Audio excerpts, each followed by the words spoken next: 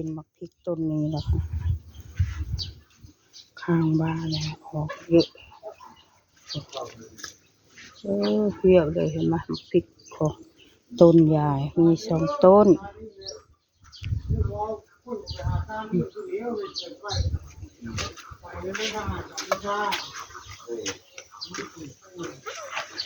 มาทำแกงหน่อเรา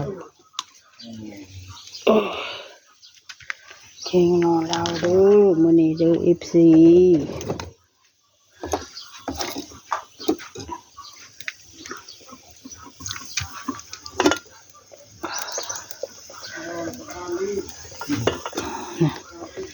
แกงหน่อเรา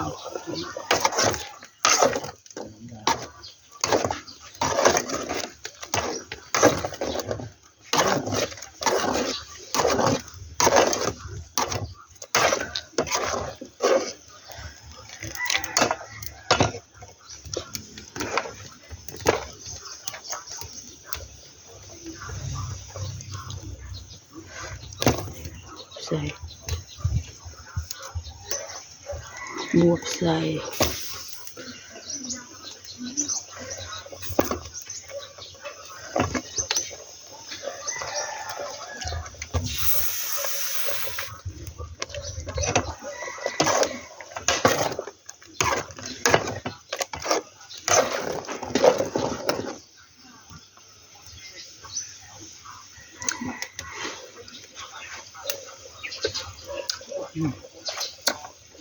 เราจะใส่ทีหลัง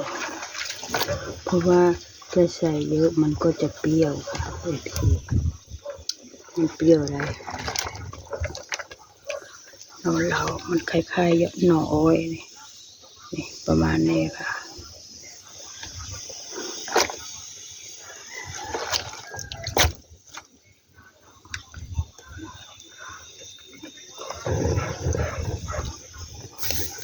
นัดคนแคนใส่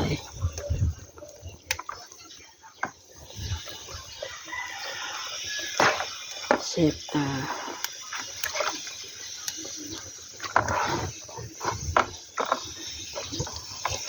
กับข้าวเมนูเย็นนี้แกงหน่อเราค่ะ FC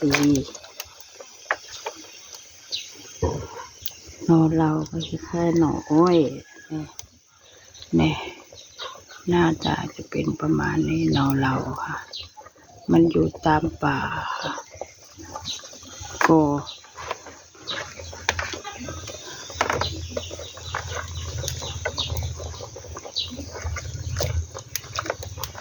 รสชาติมันก็เปรี้ยวๆใส่ลงไปเลยสุกแล้วข้าวเบื่อสุกแล้วก็ใส่ลงไป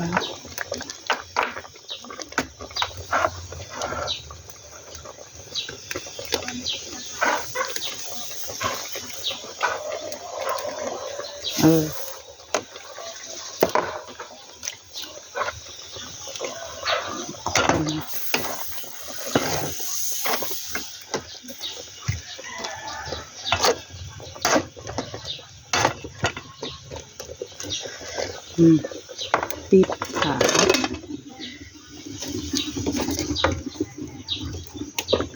เดี๋ยวค่อยใส่ชะอม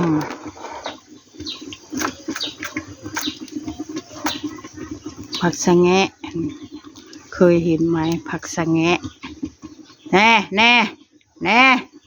อย่าไปโยกเดี๋ยว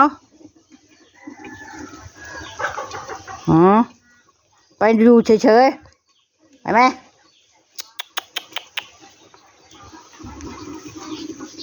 มันชอบหยอกกัน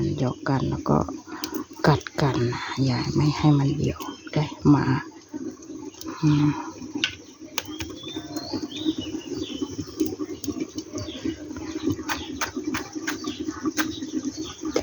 ผักสะแงะบ้านเจ้าเคยรู้จักไหมคะ FC ผักสะแงะ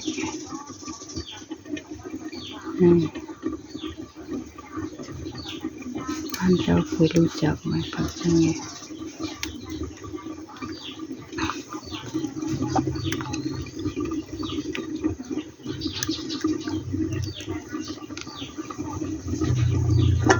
เดือดแล้วคุณดูก่อน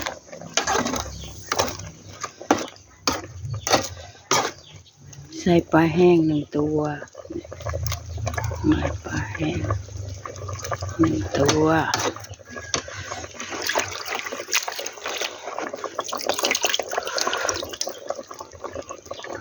ใส่ผักลงไปใส่ผัก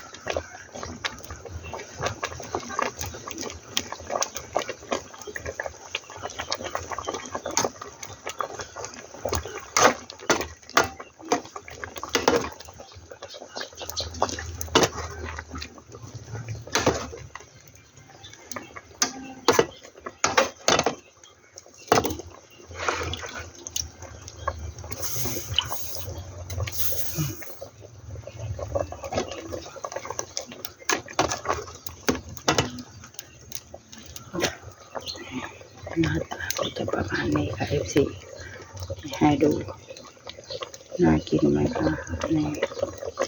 น่ากินไหมนี่แกงหน่อเรา